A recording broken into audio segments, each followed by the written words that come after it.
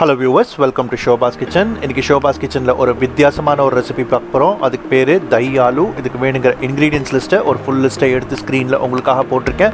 Link டிஸ்கிரிப்ஷன்லையும் full details கொடுத்துருக்கேன். வாங்க இந்த ரெசிபி எப்படி பண்ணுறதுன்னு போய் தெரிஞ்சுக்கலாம். மீடியம் சைஸ் உருளைக்கிழங்கு தோல் சீவி கட் பண்ணி இந்த சைஸ்ல வச்சிருக்கேன். இதுல ஒரே ஒரு கிளாஸ் தண்ணி விடுறேன். இதுக்கு 1/2 டீஸ்பூன் உப்பு போடுறேன். இப்ப இத குக்கர்ல வைக்க போறேன்.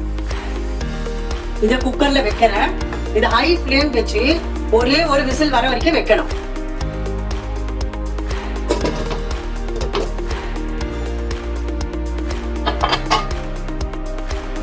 இது ஒரு பெரிய பவுல்ல தயிர் எடுத்துட்டு இருக்கேன்.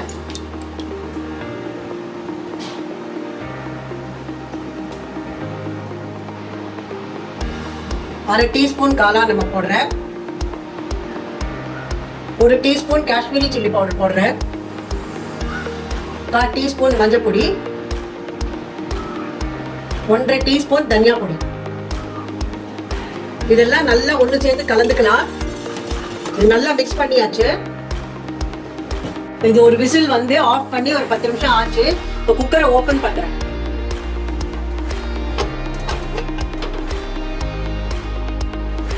இப்போ வெந்த உருளைக்கிழங்க வடிகட்டிக்கலாம். இதுல கொஞ்சம் பச்சை தண்ணி விட்டுக்கிறேன். 2 டேபிள் ஸ்பூன் எண்ணெய் விடுறேன்.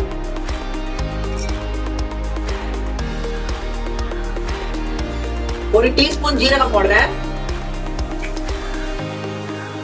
1/2 டீஸ்பூன் வெங்காயம், ஒரே ஒரு பச்சை மிளகாய் நறுக்கினது போடுறேன். ஒரே ஒரு துண்டு இஞ்சி பொடி பொடியா நறுக்கி அதையும் போடுறேன். இதெல்லாம் நல்லா கலரி விட்டுக்கலாம். இதை நல்லா கலரி விட்டுறாச்சு.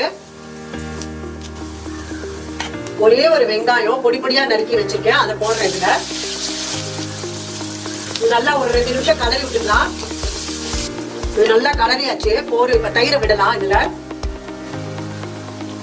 எல்லாம் மிக்ஸ் பண்ணி வச்சிருக்கிற தயிரை இதுல விடலாம்.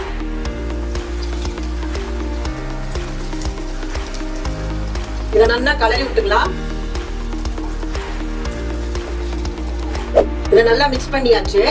இப்போ உப்பு போடணும் கொஞ்சம். இதுக்கு 1/2 டீஸ்பூன் உப்பு போடுறேன். இது நல்லா கொதிக்கணும் ஒரு 5 நிமிஷம். இது தயிர்ங்கிறதுனால ஒரு 2 நிமிஷம் கை விடாம கலரி விட்டுட்டே இருக்கணும். இது கொஞ்சம் ஹை ஃப்ளேம்ல வச்சு குக் பண்ணணும் நல்லா. இது நல்லா சுண்டி எடுத்து எண்ணெய் பிரிஞ்சு வந்திருக்கு. 1 டீஸ்பூன் கரம் மசாலா போடுறேன். இந்த உருளைக்கிழங்க இதுல போடுறேன். இதை கொஞ்சம் நல்லா கலரி விட்டுக்கலாம்.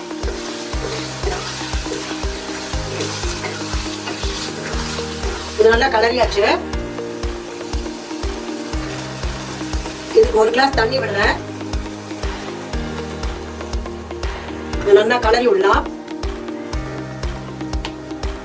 இது கொஞ்சம் கொதிக்கணும். இது ஒரு 1/2 டீஸ்பூன் கசூரி மேத்தி போடுறேன். இதுல கொஞ்சோண்டு கொத்தமல்லி போட்டுக்கிறேன். இதை நல்லா கலரி விட்டுக்கலாம். ஸ்டவ் ஆஃப் பண்ணிடலாம்.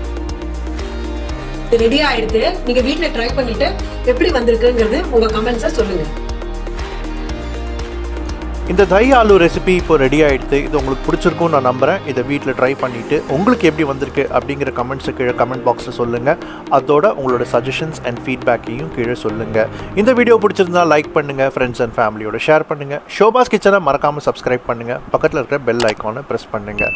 நான் உங்களை திரும்பவும் ஒரு புது ரெசிபியோட உங்களை சந்திக்கிறேன். இந்த வீடியோவை கடைசி வரைக்கும் பார்த்ததுக்காக நன்றி.